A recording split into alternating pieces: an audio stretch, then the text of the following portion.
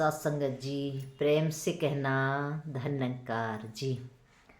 सत्संगत जी कहते हैं गुरु दर पे रहना सदा सादगी से, क्योंकि गुरु के दर पे सादगी ही सत्संगत गुरु को भाती है।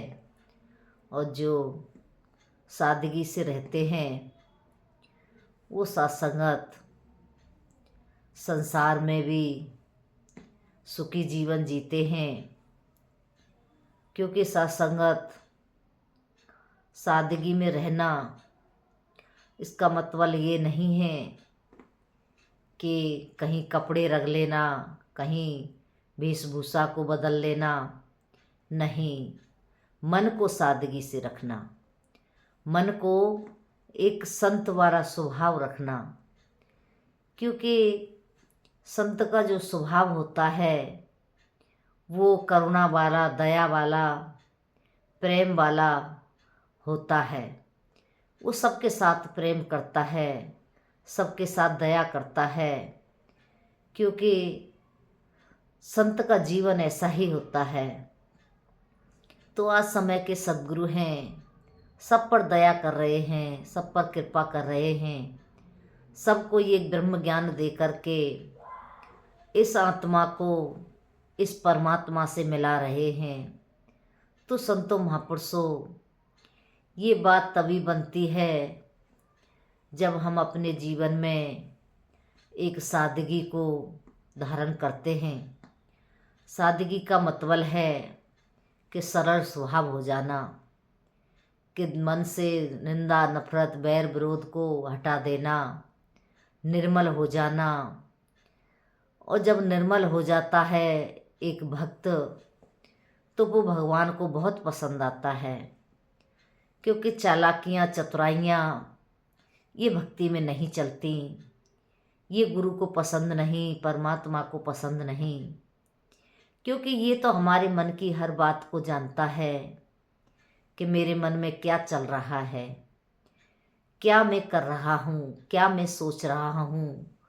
ये सब कुछ जानता है। तन की जाने, मन की जाने, चित्त की जाने चोरी, जिस रहबर से क्या छिपा, जिसके हाथ जगत की डोरी। कहते हैं इस रहबर से क्या छिपा है, जिसके हाथ में जगत की डोर है।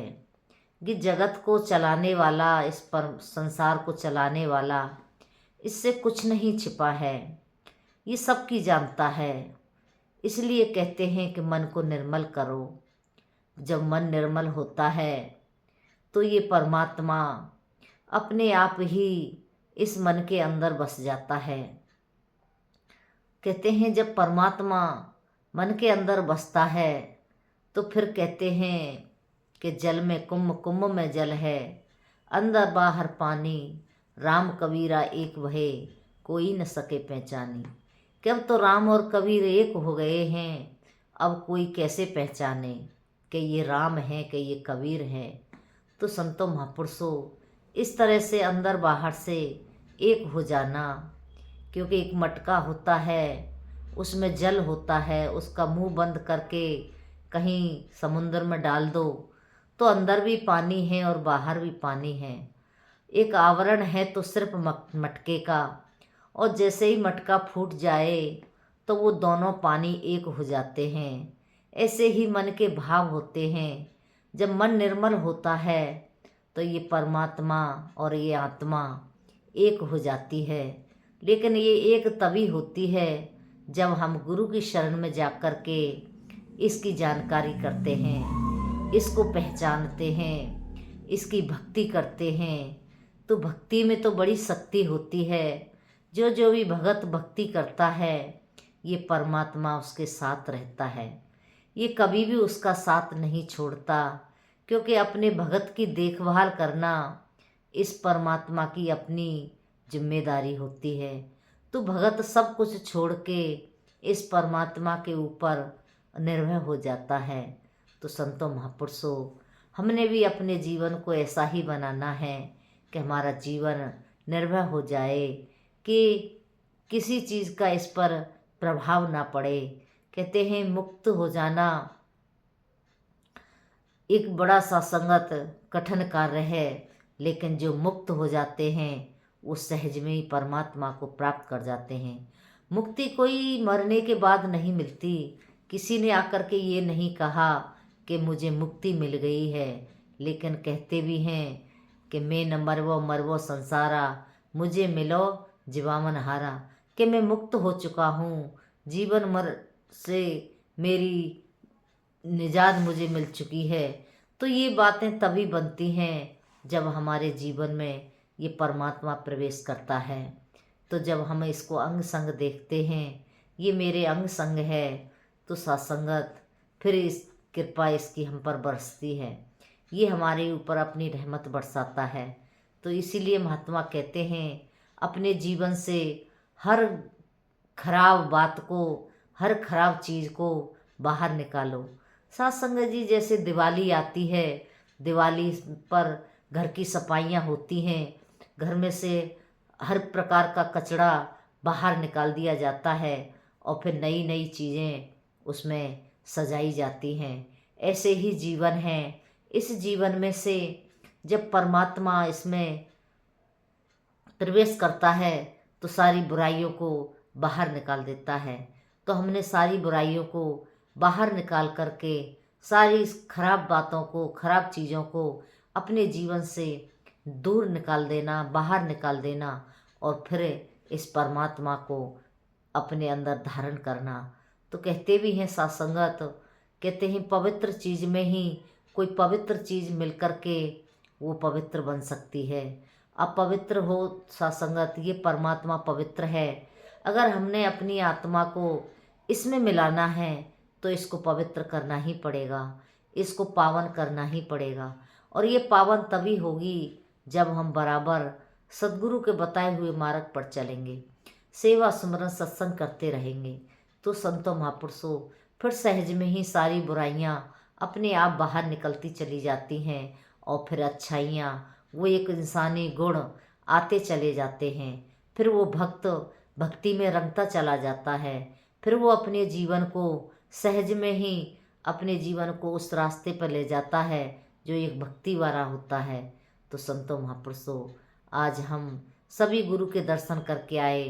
कहते हैं गुरु दर्शन का फल है बड्डा, मनु पाक बनाता है। गुरु के दर्शनों से ही मन पाक होता है, पवित्र होता है, क्योंकि उनकी जो छवि है वो मन के अंदर बसी होती है कि मेरे गुरु का दर्शन, मेरे गुरु की एक ऐसी झलक मुझे मिली है जिसके कारण मेरे मन की मैल धुल गई है, मैं पावन हो गया हूँ, पवित्र हो गया हूँ।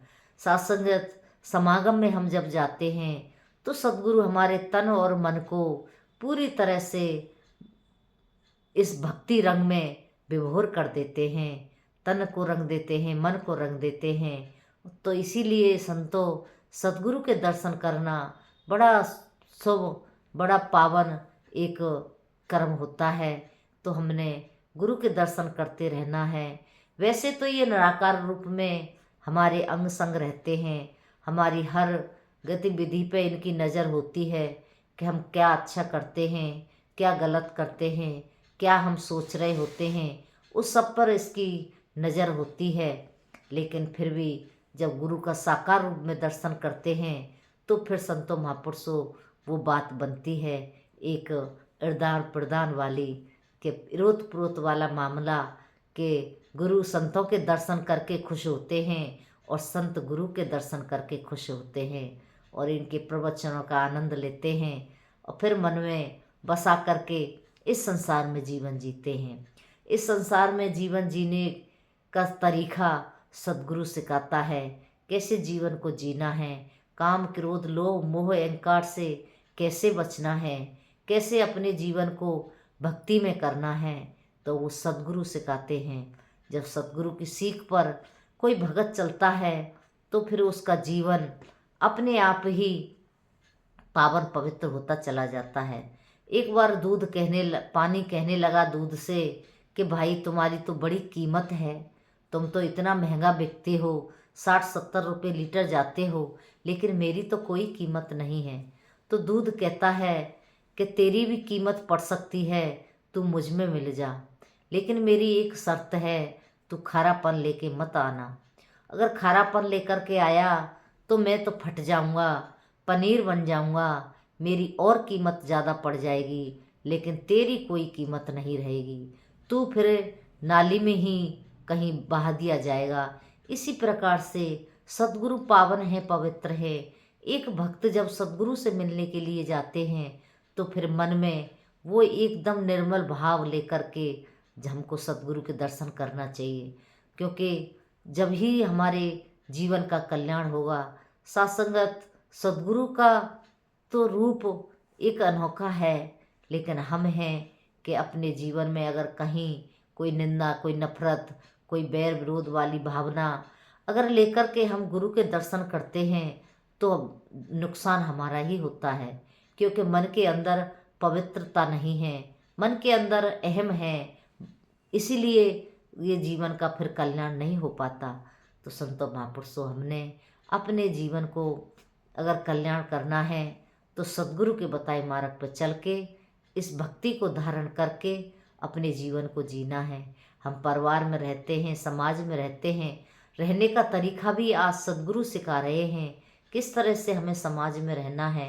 कि माताजी ने उदाहरण दिया कि एक फूल होता है, अगर कहीं हवा चल रही होती है तो फिर उसकी खुशबू अपने आप ही हम तक पहुंच जाती है। अगर हवा नहीं चल रही होती है तो फूल की किसी पंखुड़ी को लेने, सूंघने के लिए, उसकी खुशबू लेने के लिए हमें नाक तक लेके जाना पड़ता है, लेकिन जब हवा चल रही होती है तो सहज में ही उसकी खुशबू का एहसास हमको होता है। ऐसे ही भक्त का जीवन होता है। अगर भक्त के जीवन में भक्ति होती है तो फिर उसको कहीं किसी से कहना नहीं पड़ता, किसी को दिखाना नहीं पड़ता, उसकी खुशबू अपने आप ही एक दूसरे तक पहुंच जाती है।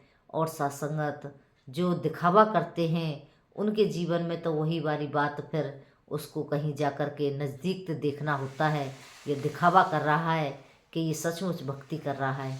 तो संतों महापुरुषों, ये सद्गुरु की अपनी कृपा है कि हमने अपने जीवन को इस तरह से सुंदर बनाना है कि जो सद्गुरु चाहते हैं वैसा हमारा जीवन बनता चला जाए, हम भक्ति करते चले जाएं और हमेशा इनके चरणों में जुड़े रहे और सेवा सुमरन सत्संग करते रहे।